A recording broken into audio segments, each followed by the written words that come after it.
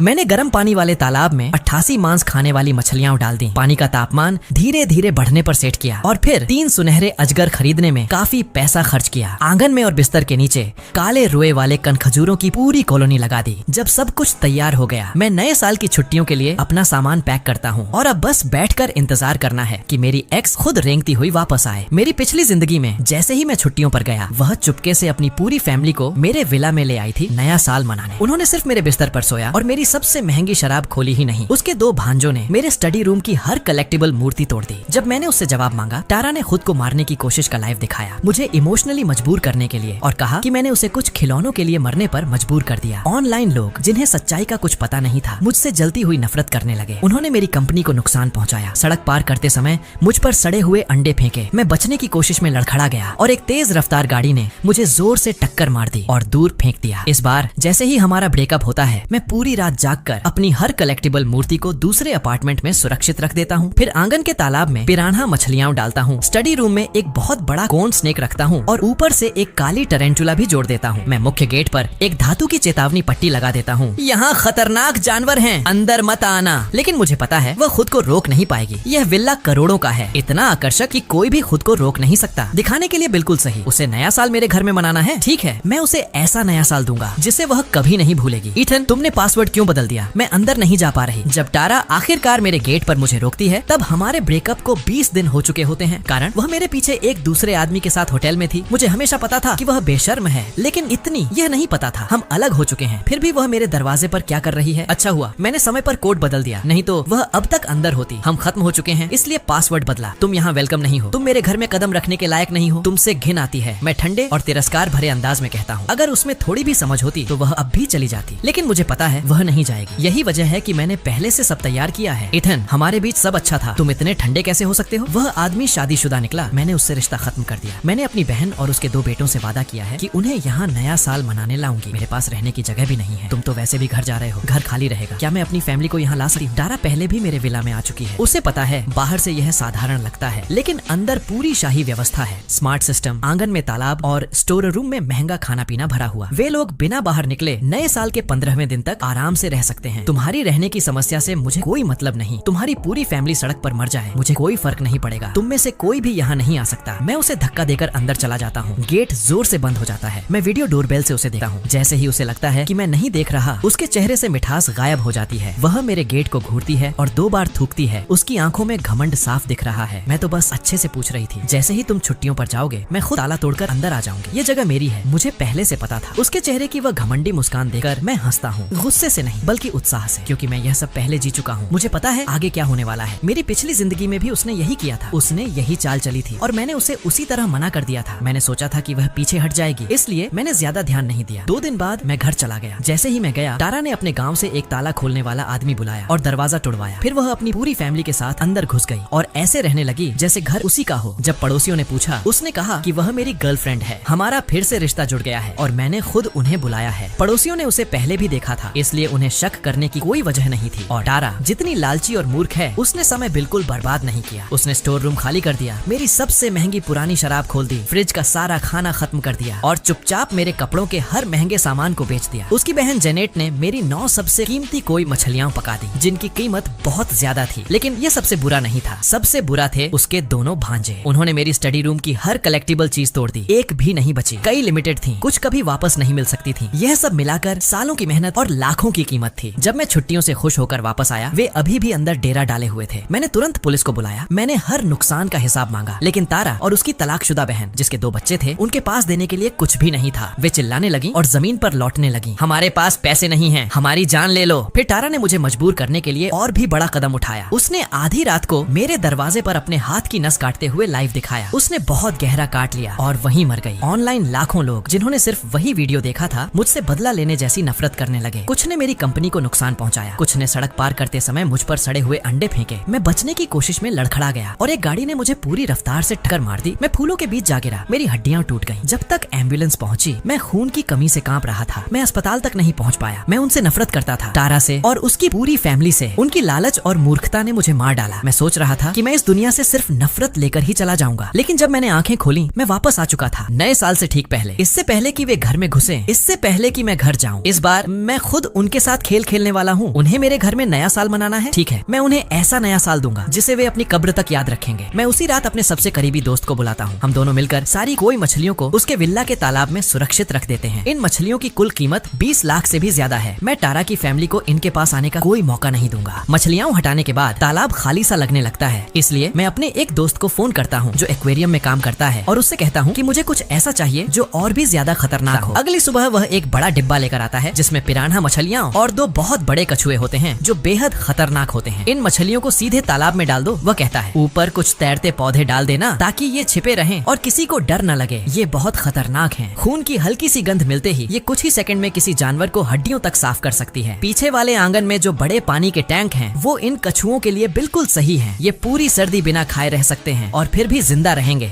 वह मुझे पसंद आता है। मैं उससे पूछता हूँ कि क्या उसके पास और सरीसृप जानवरों की कोई सलाह है, कुछ ऐसा जो मेरे छुट्टियों पर जाने के दौरान घुसपैठियों को डराए। वह तुरंत समझ जाता है। एक कॉर्न स्नेक कैसा रहेगा? जहरीला नहीं है लेकिन बहुत बड़ा है, देखने में ही डरावना। और एक काली टरंटूला, वो भी नुकसान नहीं करती लेकिन किसी के भी होश उड़ा सकती है। मेरा एक दोस्त इन्हें पालता है, उसके पास जरूरत से ज्यादा है। तुम कहो तो मैं आज दोपहर ही ले आऊंगा। मैं सिर हिलाता हूँ लेकिन मैं यही नहीं रुकता। मैं एक प्रोफेशनल मूविंग कंपनी को बुलाता हूँ और उनसे कहता हूँ कि मेरे स्टडी रूम की हर कलेक्टिबल चीज को सावधानी से पैक करके मेरी दूसरी प्रॉपर्टी में पहुँचा दें। घर की हर कीमती चीज भी उनके साथ भेज दी जाती है। महंगे सामान, ड्राइंग रूम में रखे पुराने कीमती फूलदान, सब कुछ। बेशक एक खाली घर शक पैदा करता है, इसलिए मैं कई गमलों वाले पौधे खरीदता हूँ, खास तौर पर सबसे जहरीले वाले जो मुझे मिल सकते हैं, और उन्हें पूरे घर में सजा देता हूँ। बाथरूम के सारे इस्तेमाल वाले सामान बदलकर ऐसे रख देता हूँ जिनकी तारीख बहुत पहले खत्म हो चुकी है। स्टोर रूम में रखी महंगी शराब की जगह हर तरह के नकली बोतलें रख देता हूँ। अमीर लोग नकली शराब खरीद लेते हैं, ये कोई नई बात नहीं है ना? महंगे जमे हुए समुद्री खाने की जगह मैं सड़ी हुई मछली और बदबूदार झींगे रख देता हूँ, ऐसे जिन्हें कोई छूना भी न चाहे। उन्हें समुद्री खाना पसंद है ना, तो खाओ, जितना खाना है खाओ। मेरे जाने से पहले मैं एक तकनीशियन से पूरे घर में दर्जन भर छिपे हुए कैमरा लगवा देता हूँ। मैं इस घर में होने वाली हर चीज देखना चाहता हूँ और हर एक पल का रिकॉर्ड पुलिस के लिए रखना चाहता हूँ। जब सब कुछ तैयार हो जाता है, मैं आराम से बाहर निकलता हूँ, हाथ में अपना सामान लिए, और मुख्य गेट पर एक खास बनवाई गई धातु की चेतावनी पट्टी लगा देता हूँ। यहाँ खतरनाक जानवर हैं, अंदर मत आना, अपनी जिम्मेदारी पर ही आगे बढ़ें। अब इस चेतावनी के बाद उनके साथ जो भी होगा उसकी जिम्मेदारी उनकी खुद की होगी। मैंने पहले ही साफ चेतावनी दे दी है, लेकिन मैं टारा को जानता हूँ, वह हमेशा की तरह इस सपने को छोड़ नहीं पाएगी। विल्ला में रहना, महंगी गाड़ियों में घूमना और खुद को खास समझना। मैं बिना पीछे देखे निकल जाता हूँ, अपना सामान खींचते हुए तेज रफ्तार ट्रेन में चढ़ जाता हूँ और सीट पर बैठते ही घर के हर कोने के कैमरा खोल लेता हूँ। कुछ देर तक सब शांत रहता है। एक ख्याल आता है, क्या इस बार सब कुछ बदल गया है? क्या तारा आएगी ही नहीं? क्या मेरी सारी तैयारी बेकार हो जाएगी? फिर मैं सोचता हूँ, अगर इस जिंदगी में तारा सच में बदल गई है और वह घुसने की कोशिश नहीं करती, तो शायद मुझे बदला लेने की जरूरत ही नहीं है। मैं एक नई शुरुआत कर सकता हूँ। जब तक वह मेरे रास्ते में नहीं आती, मुझे उसे खत्म करने की कोई इच्छा नहीं है। मैं तो यह भी सोचने लगता हूँ कि इन जानवरों का क्या करूँ। टारांटुला, कॉर्न स्नेक और वो पिरान्हा से भरा तालाब, मैं उन्हें भूखा नहीं रख सकता और न ही किसी मासूम इंसान को डराने के लिए छोड़ सकता हूँ। लेकिन दोपहर के बाद जब मैं फिर से कैमरा देखता हूँ, सब कुछ बदल चुका होता है। टारा ने मुझे निराश नहीं किया। वह अपने गांव से एक ताला खोलने वाले आदमी के साथ आती है। 200 युआन में वह आदमी बिना सोचे समझे मेरा गेट खोल देता है। टारा अंदर जाती है, चारों तरफ देखती है और उसका चेहरा खुशी से चमक उठता है। वह उस आदमी को और 500 देती है ताकि वह ताला बदल दे। मेरा महंगा फिंगरप्रिंट लॉक हटाकर एक सस्ता कमजोर ताला लगा दिया जाता है। वह चाकू से चेतावनी वाली पट्टी निकालती है और बिना देखे ही उसे नाले में फेंक देती है। उसे यह नहीं पता कि छत के नीचे लगा कैमरा हर एक पल साफ साफ रिकॉर्ड कर रहा है। जैसे ही वह आदमी चला जाता है, वह सीधे स्टोर रूम की तरफ जाती है। शराब की अलमारी भरी हुई है, फ्रीजर खाना से भरा है। वह खुशी से हंस पड़ती है। इतना सारा खाना, मेरी बहन और बच्चे तो राजा की तरह खाएंगे। हंसते हुए वह ड्राइंग रूम में जाती है, फर्श की हीटिंग चालू करती है और मेरे सोफे पर बैठकर मेरा टीवी देखने लगती है। 2 घंटे बाद वह फिर बाहर जाती है, शायद अपनी बहन जेनेट और उसके दोनों बेटों को लेने। मेरी ट्रेन स्टेशन पर पहुंच रही है। मैं कैमरा बंद करता हूँ, अपना सामान उठाता हूँ और नीचे उतरता हूँ। बाहर बहुत भीड़ है, नया साल आने वाला है और लोग थैलों में सामान भरकर इधर उधर जा रहे हैं। हर तरफ त्योहार का माहौल है और मैं खुद को लंबे समय बाद हल्का महसूस करता हूँ। मेरा भाई मुझे लेने आता है। उसे चिंता है कि मैंने गर्म कपड़े नहीं पहने। वह मेरे लिए एक जैकेट लाया है। उसकी वह गर्माहट मेरे साथ घर तक रहती है। मैं अपने बचपन के बिस्तर पर लेटा हूँ और फिर से कैमरा खोलता हूँ। तारा अपनी बहन जेनेट और उसके 2 बदनाम शरारती भांजों फिलिक्स और लियो को पहले ही घर में ले आई है। जैसे ही जेनेट अंदर आती है, वह बोल पड़ती है, यह जगह तो कमाल की है, तुम्हारा एक्स तो बहुत अमीर है। तारा गर्व से मुस्कुराती है, बिल्कुल है, अभी मुझसे नाराज है, लेकिन अगर मैं यहीं रहूं और जाने से मना कर दूं, तो जब वह वापस आएगा सब ठीक हो जाएगा। समय के साथ फीलिंग्स बदल जाती हैं। जेनेट को इसमें कुछ भी गलत नहीं लगता, बल्कि वह और चालाकी भरी सलाह देती है, जब वह वापस आए उसे अपने पास खींचो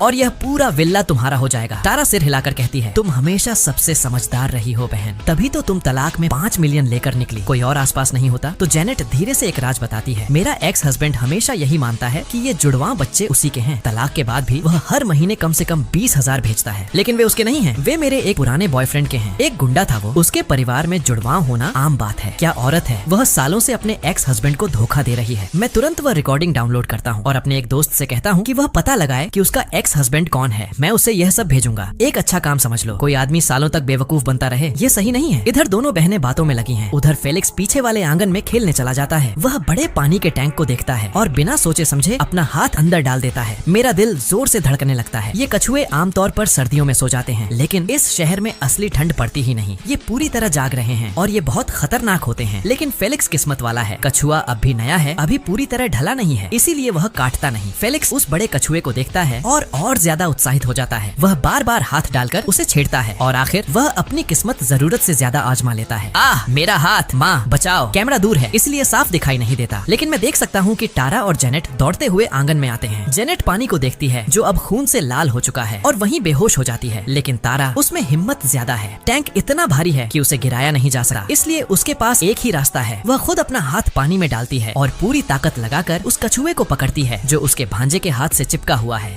जैसे ही कछुए को पानी से बाहर निकाला जाता है, वह अपने तेज नुकीले पंजों से तारा के हाथों पर बार बार वार करता है। गहरे घाव कर देता है और खून बहने लगता है, लेकिन असली डर यह है कि कछुआ फेलिक्स को छोड़ ही नहीं रहा। डर के मारे वह और जोर से पकड़ लेता है। फेलिक्स दर्द से रो रहा है। आंटी बहुत दर्द हो रहा है, प्लीज मेरी मदद करो। तारा पुलिस को कॉल करने की हिम्मत नहीं करती, एम्बुलेंस भी नहीं बुला सकती, क्योंकि उसे डर है कि कहीं उसकी सच्चाई सामने न आ जाए कि वह जबरदस्ती घर में घुसी है। फेलिक्स को छुड़ाने के लिए वह रसोई की तरफ दौड़ती है चाकू लेने, ताकि कछुए का सिर काट सके। उसी समय मैं उसे कॉल करता हूँ समय खरीदने के लिए। तारा स्क्रीन पर मेरा नाम देखती है। पकड़े जाने के डर से घबरा जाती है। वह रोते हुए फेलिक्स को वहीं छोड़ देती है और फोन उठा लेती है, अपनी आवाज को जबरदस्ती शांत बनाते हुए। इथन, तुमने अचानक कॉल क्यों किया? वह हांफते हुए पूछती है। मैं हल्का सा भौहें चढ़ाकर झूठ बोलता हूँ। मेरे पड़ोसी ने कहा कि उसने तुम्हें मेरे घर के आसपास घूमते देखा है। मैं तुम्हें वार्निंग दे रहा हूँ, मुझे मजबूर मत करो कि मैं तुम्हारे पीछे आऊँ। तारा अंदर से कांप जाती है। न नहीं, ऐसा नहीं हो सकता, तुम्हारे पड़ोसी ने गलत देखा होगा। वह हकलाते हुए कहती है, मुझे काम है, बाय। वह तुरंत कॉल काट देती है। तारा सोचती है अगर पड़ोसी ने उसे देख लिया है तो अब उन्हें बाहर जाना बंद करना होगा, नहीं तो सब पता चल जाएगा और उनका पूरा प्लान खत्म हो जाएगा। नया साल शुरू होने से पहले ही खत्म। जब वह वापस फेलिक्स के पास दौड़कर आती है, तब तक कछुआ उसे छोड़ चुका होता है, लेकिन छोड़ते समय वह उसके हाथ के पीछे का एक बड़ा टुकड़ा नोच लेता है। खून लगातार बह रहा है। तारा फेलिक्स के हाथ को देखती है, लेकिन उसे अस्पताल नहीं ले जाती। वह बाहर जाने की हिम्मत नहीं करती, डरती है कि कहीं कोई देख न ले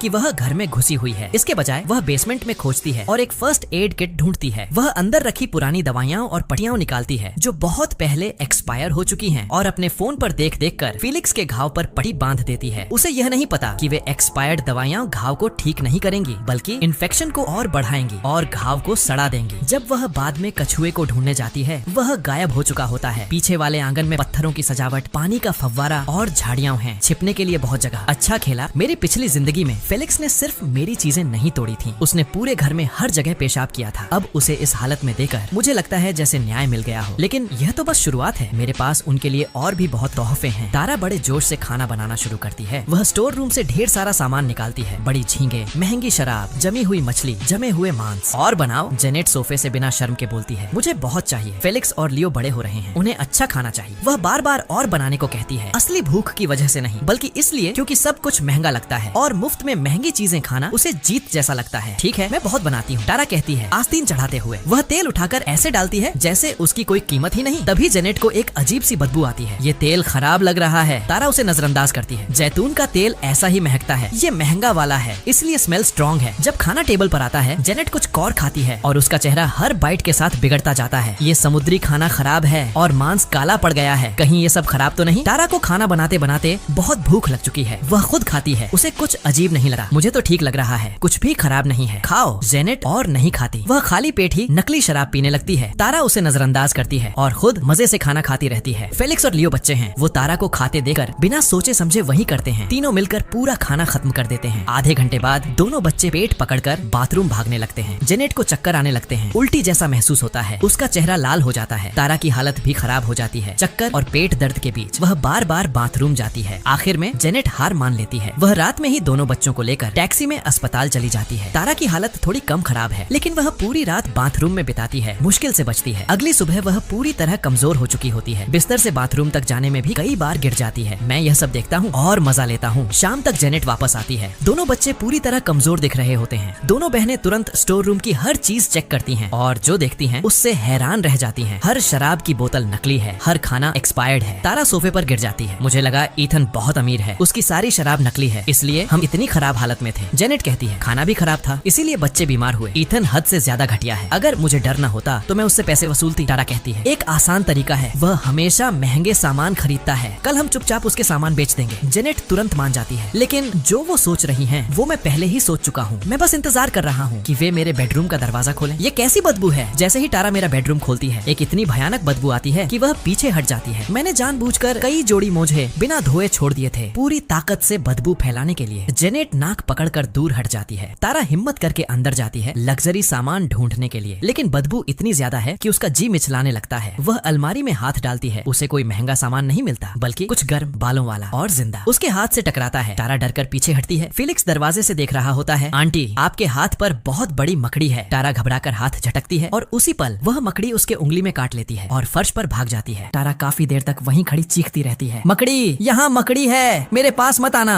मुझे बहुत डर लग रहा है। जेनेट कमरे के पास भी नहीं जाती, वह बाहर खड़ी होकर अंदर झांकती रहती है। फेलिक्स भी तारा की चीखें सुनकर डर जाता है और खुद भी चिल्लाने लगता है, मुझे भी मकड़ियों से डर लगता है। दोनों काफी देर तक चिल्लाते रहते हैं, फिर धीरे धीरे शांत हो जाते हैं। फेलिक्स सांस लेते हुए कहता है, आंटी, मुझे लगता है मकड़ी भाग गई। तारा के पैर जो जैसे पत्थर बन गए थे आखिरकार फिर से चलने लगे। डर के मारे उसने अपने ऊपर काबू खो दिया था। खुद को थोड़ा संभालने के बाद तारा मुझे कॉल करती है। उसकी आवाज जानबूझकर सामान्य बनाई हुई है। किसी ने बताया कि तुमने हाल ही में कुछ जानवर पाल रखे हैं। कौन से? क्या वो जहरीले हैं? वह असल में जानना चाहती है कितने हैं और कितने खतरनाक हैं। मैं उसे कुछ भी नहीं बताता, तुम्हें इससे कोई मतलब नहीं। मैं सीधा कहता हूँ, बिना वजह मुझे कॉल मत करना। मैं कॉल काट देता हूँ। उसे रात भर इसी डर में रहने दो। तारा अंदर ही अंदर जल रही होती है, लेकिन वह कुछ कर नहीं सकती। आखिरकार डर जीत जाता है। वह अस्पताल में 2000 युआन खर्च करती है। जहर के इलाज के लिए इंजेक्शन लगवाती है, तभी उसे थोड़ी राहत मिलती है। लेकिन उसे यह नहीं पता कि घर में कितनी मकड़ियां हैं, इसलिए अब वह हर कमरे में जाने से पहले हर कोना, हर छाया, हर जगह ध्यान से देखती है। वह जेनेट कितनी भी समझाए कोई फर्क नहीं पड़ता। दिन में बाहर जाने की हिम्मत नहीं होती, क्योंकि उन्हें डर है कि पड़ोसी देख लेंगे। स्टोर रूम बेकार हो चुका है। तभी जेनेट को याद आता है कि उसने आंगन के तालाब में बड़ी मछलियां देखी थी। चलो उन्हें पकड़ते हैं, जेनेट कहती है। तारा तुरंत मान जाती है, बिल्कुल सही, आज नया साल है, दोपहर में मछली खाएंगे और रात में बाहर जाकर अच्छा खाना खाएंगे। लेकिन तुरंत एक समस्या सामने आती है, तालाब में उतरेगा कौन? तारा के हाथ पहले से घायल हैं, वह पानी में हाथ डालने से मना कर देती है। तालाब बड़ा है, पकड़ना मुश्किल है। जेनेट भी अपनी नई ड्रेस खराब नहीं करना चाहती। तभी फेलिक्स जो पास में पौधे उखाड़ रहा होता है यह सब सुनता है और खुद आगे आता है, मैं मछली पकड़ूंगा। किसी के रोकने से पहले ही वह अपने आधे भरे घाव की परवाह किए बिना सीधे तालाब में कूद जाता है। आमतौर पर पिरान्हा बड़ी चीजों पर हमला नहीं करती, लेकिन अगर खून हो तो सब बदल जाता है। फेलिक्स फिसल जाता है और पूरा पानी में गिर जाता है। जैसे ही फेलिक्स का घायल हाथ पानी में जाता है, तालाब की हर मछली